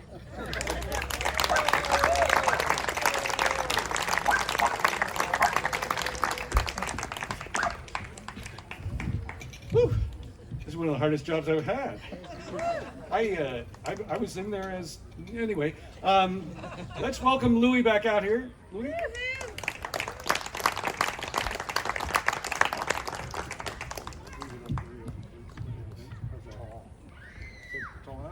Thanks. Oh man, I didn't know I was going to be up here saying anything. So all I can tell you is, here it is, Berkeley, 1975, and I'm living there with my 4 guys, and suddenly, half the time there's 5 guys there, and one of them is Jay. And they're jumping around on the couch, and they're juggling, and they're in the backyard and all of this. It was great, the best babysitter I ever had, really, absolutely. And then, well, a little later, I'm doing the Renaissance fairs, and there's this guy out there, the same guy. But man, when it came time to, when I came back from a trip and saw these guys doing Midsummer Night's Dream, my son Justin was playing bottom, Jay was directing that. I said, I gotta be in this. I gotta do something here. I just have to. This is so incredible. So the next year I did this quint, and Justin was bottom again, and Jay, of course. Oh, the worst part of it was I had to goose Jay. About 3 times he was rehearsing. He wanted to do this part. He was playing one of the parts, temporarily. And I had to goose him 3 times. And he jumped every time. Oh well. So, there it is. Thank you.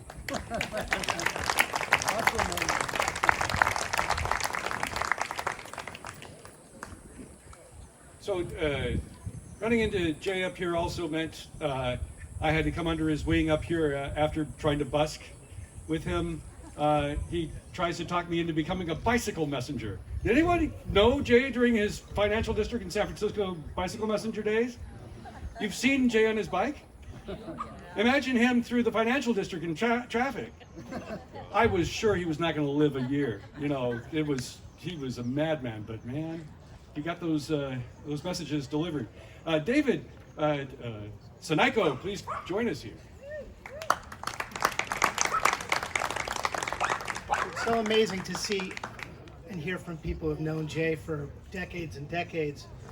This is briefly, I met Jay, my family and I met Jay right after we moved here, right around the turn of that last century. And we didn't know too many people, and I'm a theater person for my whole life, and it was, we heard about this production of Midsummer that was happening here in the park, and ended up that our daughter, who was 5 at the time, Maya, ended up playing the changeling child in the show. And what was amazing for me as a theater person about Jay and meeting Jay from the minute I met him, and then I saw the scene that he had created here at the show at Midsummer here, and then the following year, when they did it again, I came back, I was in it. I played the wall, I played bottom once, I think I played Thisbe once too. But to meet Jay was this immediate recognition that he understood that theater is about community, and his ability to mix people who were professionals in the field and people from the community, figures who were involved in local politics, and business owners and kids from the neighborhood and from the town.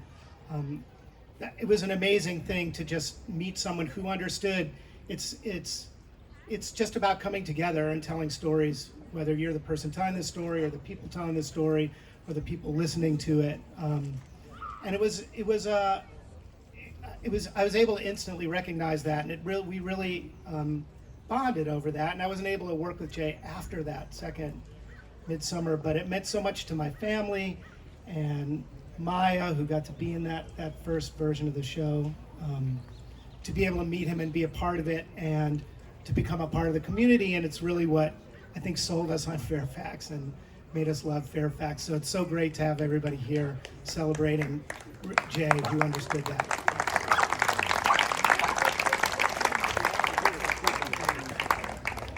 It's amazing. Each one of you are so special, and Jay is a unifying factor here. It's really lovely, and today's brought out dignitaries.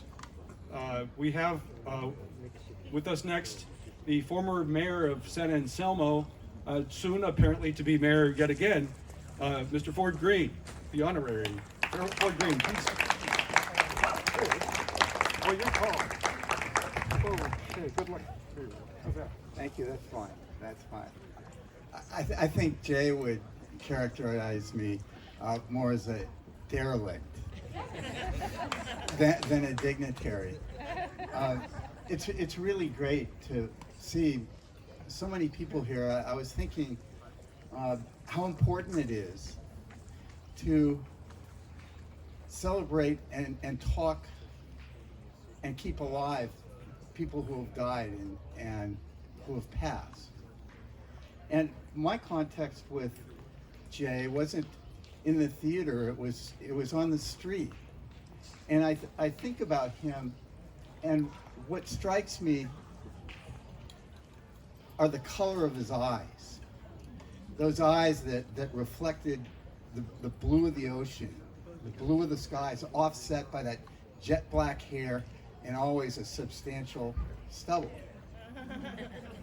When I think it was Virginia was talking before, making it real, it really brought it home to me, because I was returning from a fairly arduous mountain bike ride going down sort of Porteous in the back way through Fairfax, and I was tired and not really paying attention, and whipped by, and I whipped by someone on a bike going the other way, and I went to myself, oh wow, that was Jay.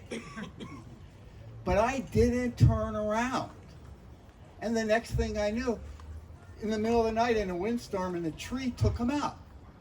So talk about keeping it real is really important when each of us has the opportunity to connect with another, to do it now and do it on the spot, because you never know.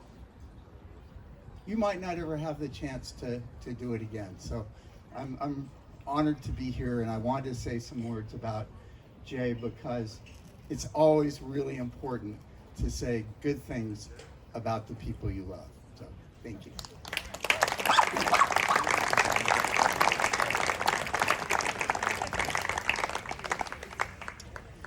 Please welcome back Tony Chimoski.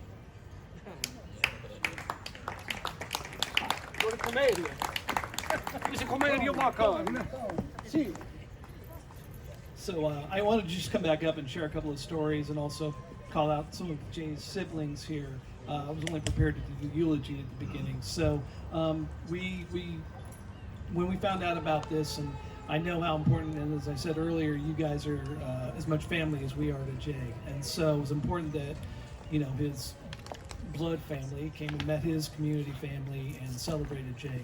And so today we have these two who you've met earlier. We've got my dad, Jack Cimo, over there in the blue shirt. He's from his loins, Jay came in. A happy 97 years young. Haha. Next to him I is... have the microphone. Next to him is my sister Jennifer. Yay! My sister Julie. Where is she? Where are you, Julie? Raise your hand. My sister Paula, who spoke earlier. Yay!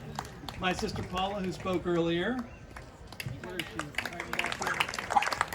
Our older sister Jacqueline, who couldn't be here, she's in Texas. And her mother, who passed when we were really young. I'm sure her and Jay, wherever they are enjoying each other's company. I just want to share some of some of Jay's earlier stories. When Jay was a young boy, and my sisters can attest to this, I think before I was even around, he put on a backyard circus in our backyard and wrangled all the kids in the neighborhood to be in it, and the local newspaper reported on it. So if you want to know, the Jay you know has always been that way from as long as we could remember.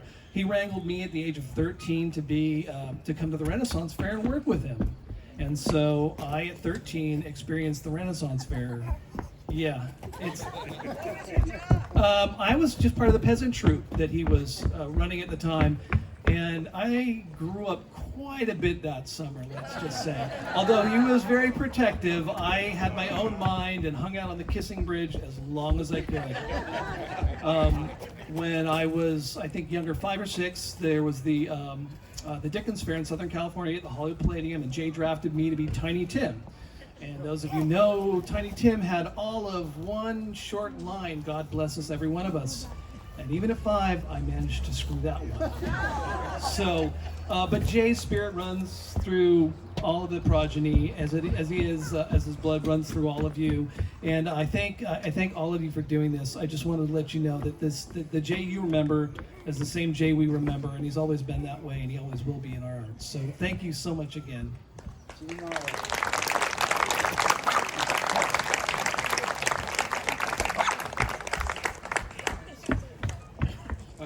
Jay, from time to time, would demand that I attend some of the readings that he's done on and off for, what, 20 years plus? The ones I was able to plug into more recently were at the great late Bruce Bronson's lovely home. And then, of course, up at the Aquas Cafe in Petaluma. And just talented, wonderful, committed thespians who just through the love of the Bard and Jay's inspiration would go through the canon. And it's really thrilling. And today a bunch of the readers would like to now present to you a scene from Twelfth Night.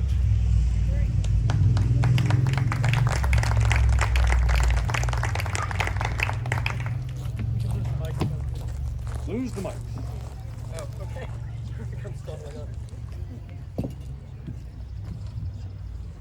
Excellent. Great. John Berger here was one of those that we've met Jay in, what, 74? About that. As well as Lenore and Corey Veltman. Good to see these faces.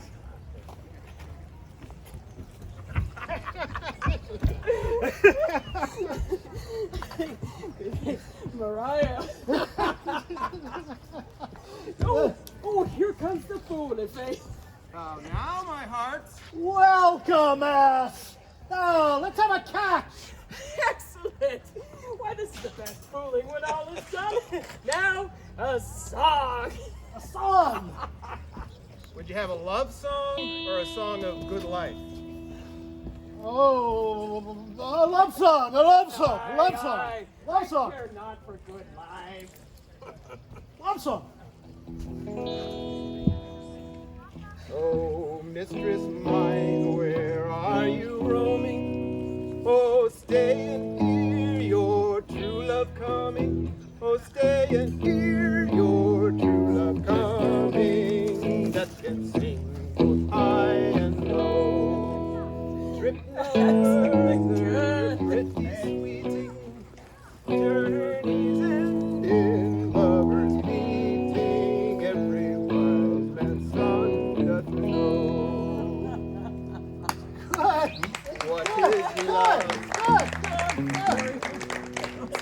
voice. What is love? 'Tis not hereafter. What is love? 'Tis not hereafter. Present mirth hath present laughter. What's to come is still unsure. Of mellifluous voices, I am a true knight. A contagious breath. Aye, very sweet and contagious, in faith.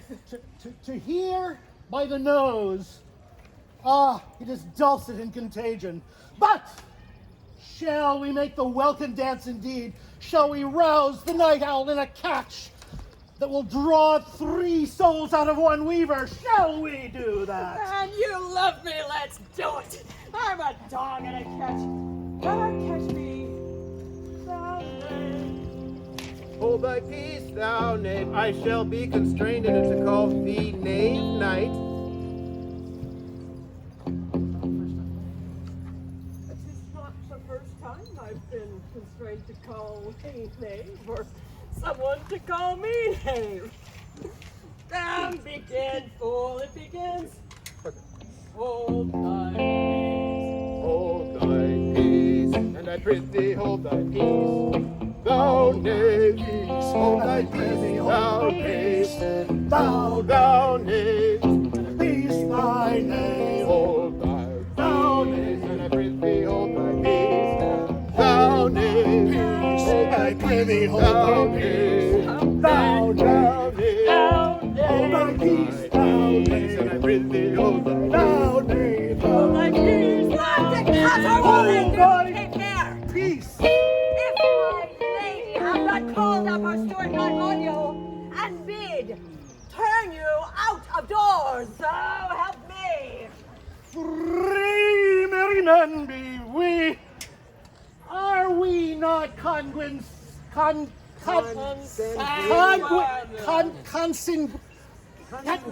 Consanguineous.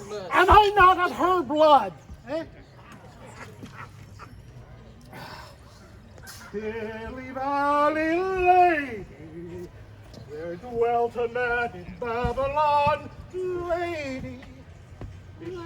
Oh, me, the knight's in admirable fooling. On the 12th day of December. For the love of God, peace! My masters! Are you mad? Or what? What are you? Do ye make an alehouse of my lady's house? Is there no respect for persons, place, nor time in you? We did keep time, sir, in our catch. Snicker! Sir Toby, I must be round with you. My lady bade me tell you that if you can separate yourself from your misdemeanors, you are welcome to the house. And if not, and it would please you to take leave of her, she is very willing to bid you farewell. Farewell, dear heart, for I must needs be gone. His eyes do show his days are almost done. But I will never die. Sir Toby, there you lie. This is much credit to you. Shall I bid him go? And if you do, shall I bid him go and spare not? No, you dare not. Out of tune, sir! You lie.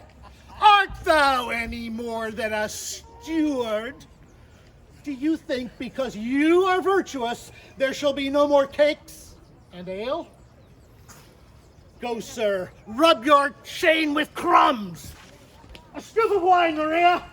Mistress Mary, if you prized my lady's favor, you would not give means for this uncivil rule. She shall know of it by this hand. Go shake your ears.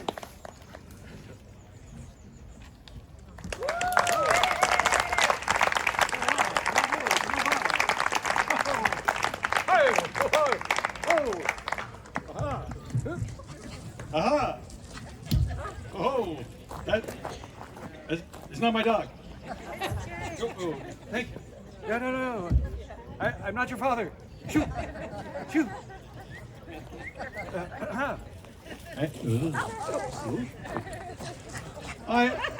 It's not certain that there will be a southern celebration of Jay's life yet, and there's been several tributes from many from the Southland who didn't know about this event or couldn't make it, and I just want to record for honoring their wishes or their hearts a couple of the things that. Are you having trouble with that dog lady? I had the same trouble. Sean Laughlin of the juggling troupe of Sean and Dave says, after living with Jay for over a year and a half, I now know how much I loved him. He was a great friend, a fantastic cook, incredible gardener, and right now my dog, Pino, knows I'm mourning him by staying close to me, licking my tears away. Oh. Godspeed, Jimmo. Godspeed to that big Comedia cart in the sky. Roseanne Reynolds, who used to lead the parades at fair and play the Lord Mayor's wife, etc. Jay always found a way to beat the odds. I well remember his amazing cooking, thinking that he's going to turn up again in some fabulous dish when you least expect it.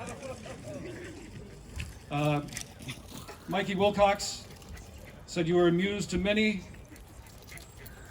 Jay Cimo himself said online, I'll never forget the day when I lost my snuff virginity at Agora in '73. Thank you very much, Sandy Grin.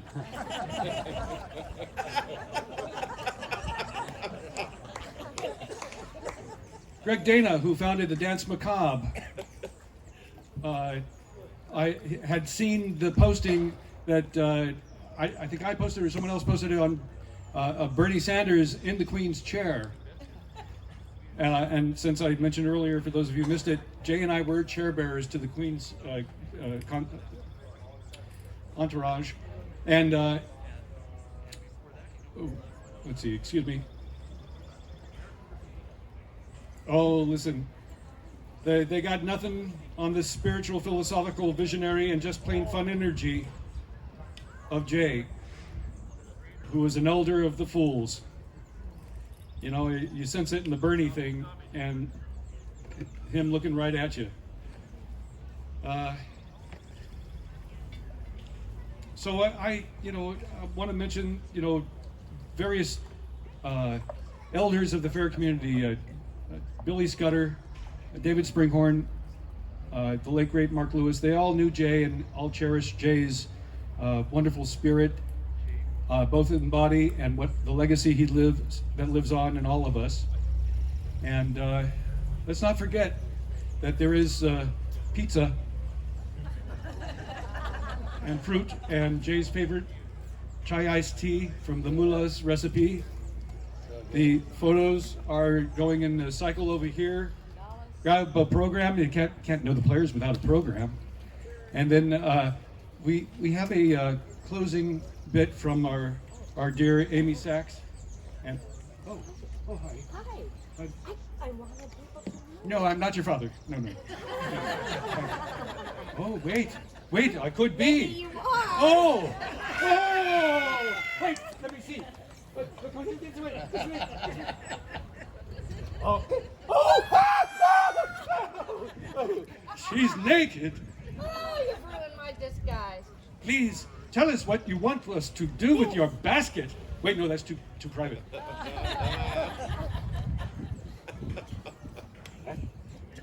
Why me? You got to. No, you do it. Come, my daughter. Oh, All right, folks. Wait a minute. So here it is. Here we are in this beautiful park where we have seen magic created. Let's keep it going. I'm starting a very low-tech fundraiser right here, right now, for a nice bench that looks the other way, like right over our little creek, for Jay. And besides that, I'm on Facebook, Charlotte Fuller, be another friend, and I'll put a PayPal thing up there. This is just, why not? We have to do this. He belongs here. Yes. And, oh, yes, add on to it. I just want to tag on to that. I don't know if you've seen these. Oh, I've seen it now. Sorry. One of your taillights are on. You know, not a lot of people are recognizable by their silhouette, but I think everybody can recognize this of Jay by photos, amazing photos taken by Stephanie Mohan. And yay, thank you. And of course, she did the commemorative picture as well. So we have this one and the iconic picture of him balancing the stool. And China Tamblin made these into these amazing garden stakes, which everybody knows how Jay loves a garden. So I have a few of these that are spoken for family members and other dignitaries in Jay's life. But if anyone really wants one, you can just let me know. I have my number there, or you can talk to me, and thanks a lot.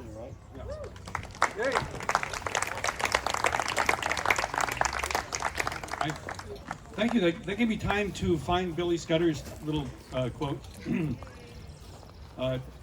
Oh, sweet and naughty prince of buffoonery, dream on as you wish. But if you choose, come back to us and we will play some more in the Garden of Fair. I remember your first year, as my battery dies. Oh, I remember your first year, you tried real hard to be a TV actor, and then you woke up to who and what we are. We had such fun. It warms my heart to think of all we did in our little village. And now you must be Amy Sachs. A parting word from our dearest Puck. Bring my cheater here. It's been a while. Want me to do something to help you? Want to stand? I think I'll stand. Yay! If we shadows have offended, think of this, and all is mended. That you have but slumbered here, while these visions did appear. And this weak and idle theme, no more yielding, but a dream. Gentles, do not reprehend. If you pardon, we will mend. And as I am an honest Puck, if we have unearned luck, now to escape the serpent's tongue, we will make amends ere long. So good. Else the Puck a liar call. So, good night unto you all. Give me your hands if we be friends, and Robin shall restore amends.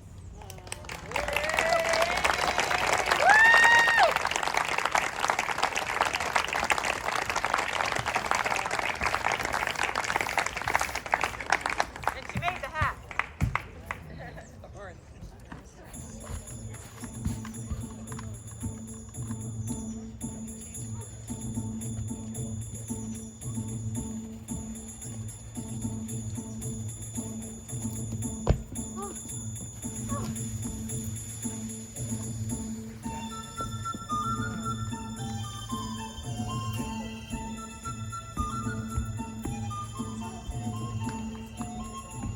Everybody to dance. Everyone up. Come on now.